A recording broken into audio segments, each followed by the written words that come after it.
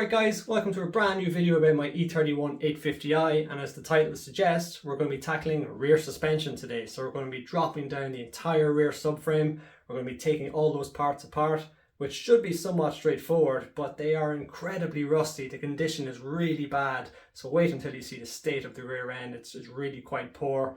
It was quite a challenge getting all those parts apart. And this was actually recorded back when I was having issues with piston protrusion. So I had just sent off my pistons to the machine shop to be shaved, and we're going to pick it up from there. So while we're waiting for the pistons to come back from the machine shop, I thought I would drop out the rear subframe, which you can see here. It actually came out pretty damn easy, I have to say. There's obviously the four main connection points to the actual chassis itself. They had to be undone, the trail arms had to be undone, the shocks obviously. We had the brake lines themselves, the handbrake cables, and then a few other miscellaneous bits, and then it just dropped out. Again, super handy having the lift here, and it just dropped out nice and smooth, so it was pretty uneventful. But this is pretty damn crusty looking, so let's take a closer look at it. Just having a quick walk around it here, we can see the general condition. The subframe itself is probably in line with the kind of condition that I thought it would be in. Not great. It's obviously very crusty. It's over 30 years old at this stage, but the plan is to essentially just blast everything back and just see how it comes up. I mean, even there you can see, I mean, there may well be good metal on top, and it's just the top mill or two that's just surface rust, so it may well blast back to a perfect condition. So let's see how it turns out. Same for the likes of these trail arms. It's a running joke how expensive these are. I can't remember if it's the left side or the right side, but one side is 1400 quid and the other side is 1200 quid. So outrageous money. So we're going to blast these back and see what kind of condition they come up in, and then obviously replace the actual bushings themselves. And speaking of the bushings, these are almost universally not available anymore, but thankfully the likes of V12 Throttle in the States and Wolf in Germany, he has them, and they both have them. They're aftermarket ones, but excellent quality. Poly bushings are not an option with the E31. They give terrible performance. They wear out incredibly quickly. So we're going to stick with the OEM style aftermarket ones. Shocks are obviously completely gone. And the shocks are actually one of the parts that I've been sitting on for a very long time. I actually have a brand new set of OEM shocks. All four corners. I've been sitting on them for about 2 years now. So yeah, we're going to replace what we can, and obviously reuse what we can. We're going to blast back these parts, see what kind of condition they come up in, and we're going to go from there. So let's start stripping this thing down.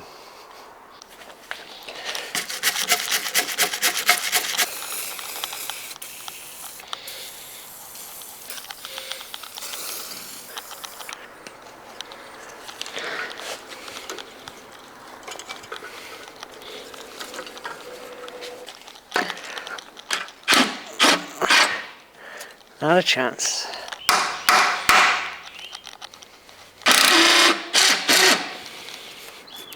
Lovely.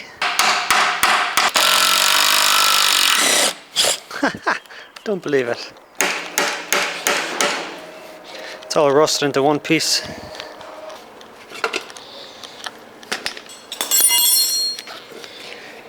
Need to get that shock out of the way. It's a good job I loosened all of the bolts before I took it off the car.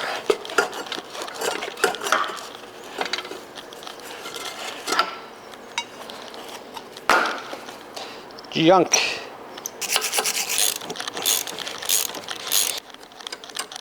Wow, that is a clean bolt.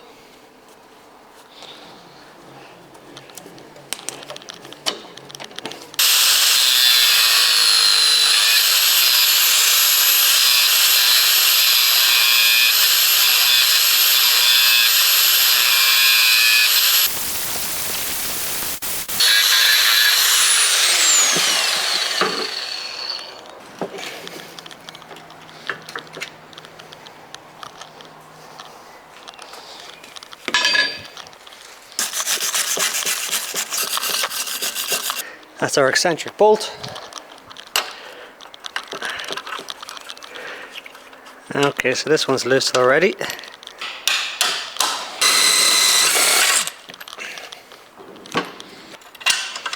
And keep all these bolts together in one spot.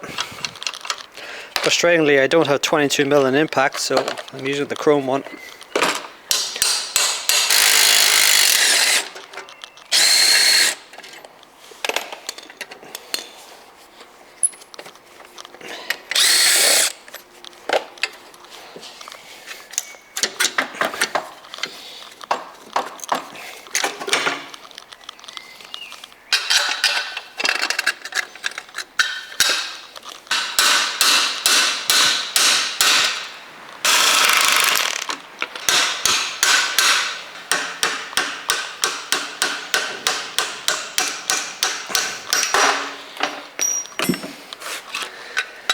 At last.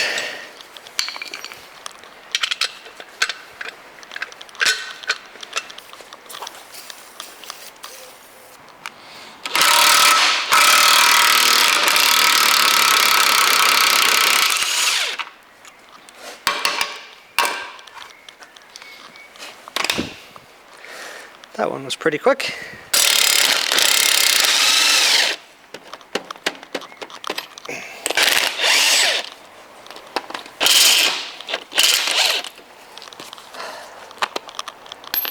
That's the wrong bit.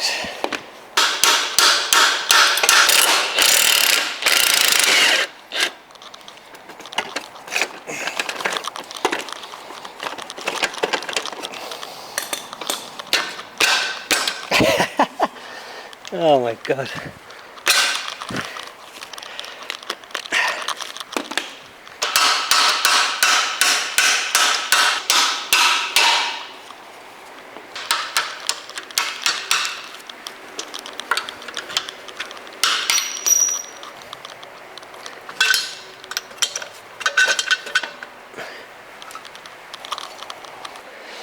These trail arms should come off pretty easy now because I already have all the bolts removed.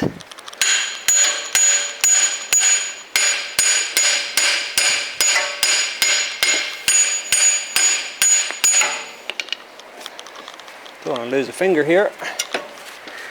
Nearly it.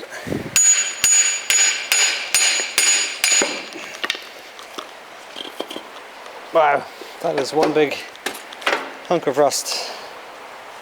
But I reckon that'll clean up pretty nice.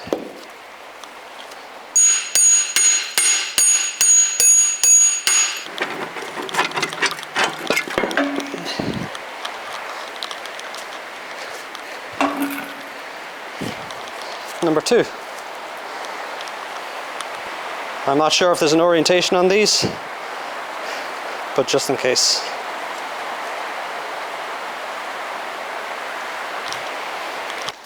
I'm going to try and lift the subframe off the diff and the axle assembly. So we've got a bolt here that connects the subframe to the diff. There's 2 more here, and I think there's 2 more below it, but it might be just those 3. So let's see how we get on. Which way around was it? That one and that one.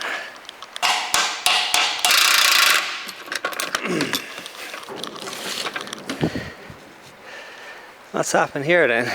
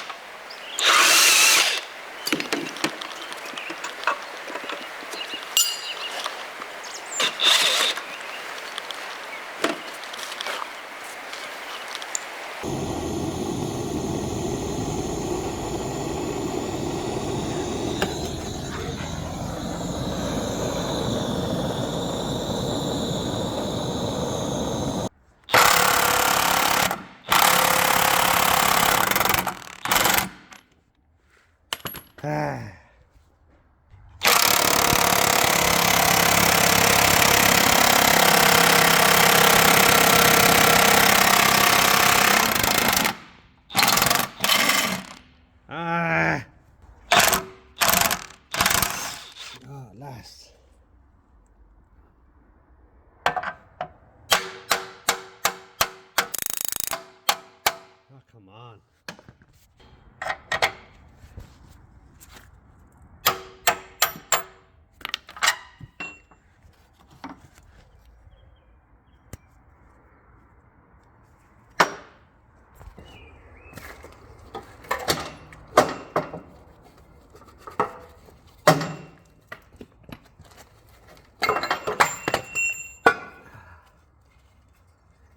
There we go.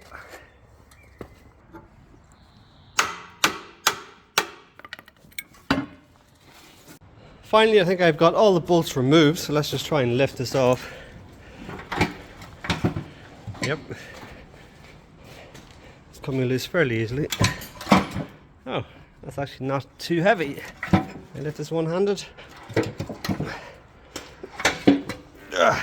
Just about. And that's the sub removed.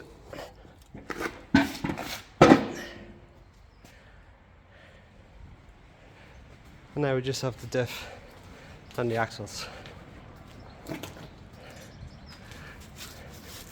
Crusty.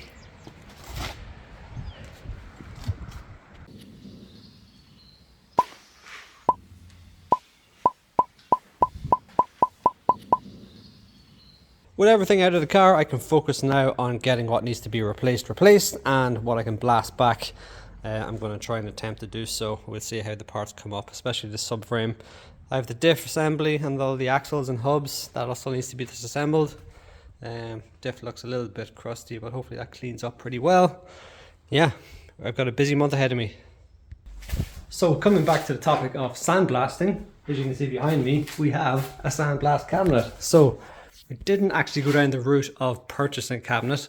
I wanted to make one. Main reason being is I wanted one that was built to my own specifications in terms of dimensions and in terms of height. And getting a sandblast cabinet that's this large is incredibly expensive. Now your first thought is this thing is made of timber. Now let me tell you, I've done a lot of blasting in this and it's incredibly effective.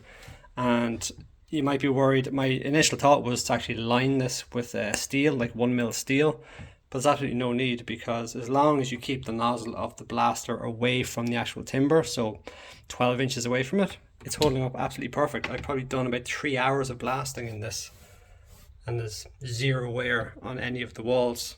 So the way I have it set up is there is basically like kind of like a vacuum seal on it. We have some nice flashy handles on the outside. Pretty much the only investment that I made was I had some old plexiglass kind of kicking around. I had to buy these gloves, obviously. I had to buy my cyclone filtration system, and then the timber alone. So, I mean, we're talking maybe €120, something like that, that built the whole thing. I obviously already had my barrel style blaster ready to roll, so I didn't want to go down the route of buying a whole cabinet that had an inbuilt system. Made no sense. So this is basically what I came up with. I actually copied a design off YouTube. Now it's poorly implemented, but as you can see, we have the kind of funnel designed down the bottom. So all the excess bead, the glass bead, goes down into this protein bottle at the bottom. And then whilst this is kind of like a catch can, it doesn't really collect anything, because this is purely focused on collecting dust. So you can see the outlet up there. And right beside it, you can see the inlet, which is obviously the actual hose itself that leads down to the nozzle.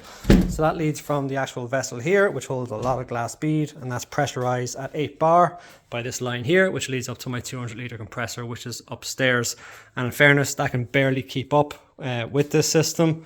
You need, God, Lord knows, maybe 800 litres, 1,000 litre system to actually keep up with this. But it's not bad. I mean, even after 3 or 4 minutes, it sits in around 4 bar. That still gives decent enough blasting ability. The cyclone filtration system works really well. This kind of separates the air from any dust.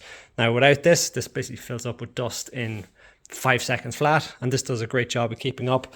It's a really old basic kind of vacuum, and it basically pulls air through this, upwards, and then the actual dust deposits land inside this. So this essentially doesn't really fill up. After maybe 4 or 5 hours of blasting, you might only get it up to here or so, because it is only dust that you're collecting.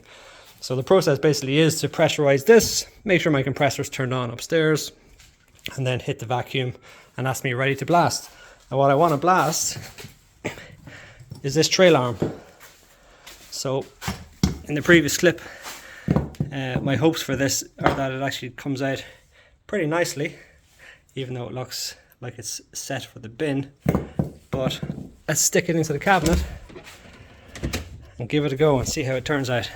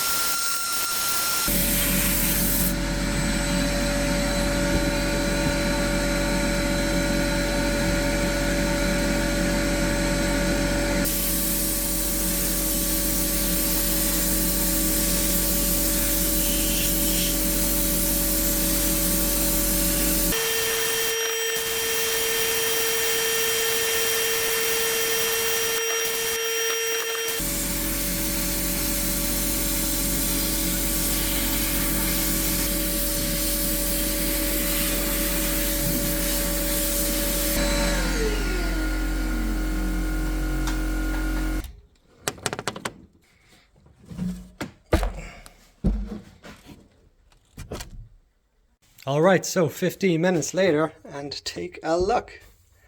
That looks absolutely brand new. Obviously, I'm going to be taking out the ball joints and bushes. It actually makes sense to blast them at this point because it means I'm not actually blasting the inside of where the bushing sits. So I'm going to press these out and obviously press in some brand new ones.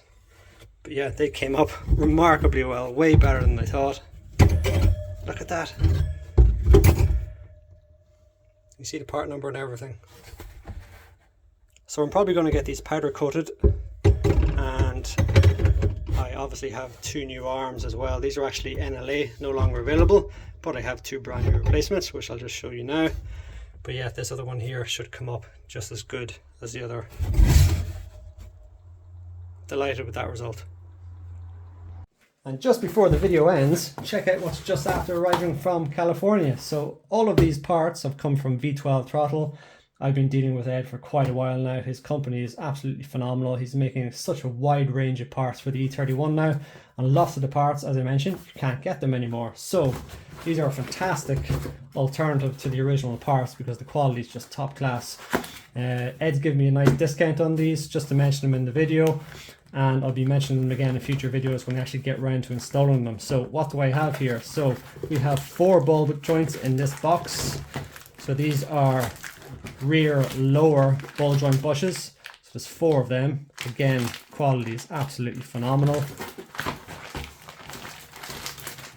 And we have 2 rear upper wishbone bushes also. Again, super clean, engineering is top class.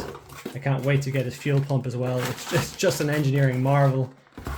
And we have 2 full, complete traction rods as well. As you can see, he's got his logo printed right in the middle there, V12 Throttle, so there's no mistaking them. Quality again, absolutely top class. And these are the arms that you just saw a few moments ago attached to the trail arms, where I was just sandblasting them a few moments ago. So again, top quality parts, and in many cases you can't get the originals anymore. So these V12 Throttle is a fantastic resource to have. If you need any parts for your E31, be sure to take a look at Ed's website. Just Google V12 Throttle and you'll be straight onto his website. And finally, just a really quick update on the engine itself. As you can see, it's actually starting to look like an engine. I've got one of my heads pre-installed on the block, just making sure everything is lining up correctly. I've got my head gaskets installed. And I suppose I'm a little bit lucky in that my heads are completely pre-assembled by Topmar in Poland. So I know a lot of people will install the heads, get the bolts torqued down to spec, and then start installing all of the running gear. But mine are pre-assembled, so all I had to do is essentially rotate the cams to the correct timing. As you can see, I've got my timing tool there. That's absolutely spot on. And I have the actual crank at TDC also. That's perfectly lined up. So I know that my 1 or 2 protruding valves here aren't going to be slapping off any of the pistons. The same story here. We've got the center 4. They've all been lowered, and they will line up perfectly with this head, which is also correctly timed, and these valves here will line up with the empty cylinders perfectly. Obviously, I'm not going to rely on this just as my timing. Once I have everything assembled and the chain is installed, then I'm going to time it again, rotate the engine multiple times and time it for a 3rd time. So everything should in theory line up. And a really quick update, final update on the whole fiasco regarding the bad machining of this side bank. The machine shop agreed with basically no conversation just to pay for my remedial works in regards to the repairs that I had to make to the pistons, or the alterations I had to make to the pistons. So that's something of a resolution, and I consider that matter closed. So the guys covered the cost, and that's all done and dusted and in the past. So that's the end of the video, guys. Thanks for watching, and I'm going to have future updates really soon. So I'm not going to cover the actual engine itself because that's been done so many times, especially by Sretton and M539, but hopefully the next time you see this engine, it will be mostly assembled and mostly ready to go back into the car. So I'll see you in the next video.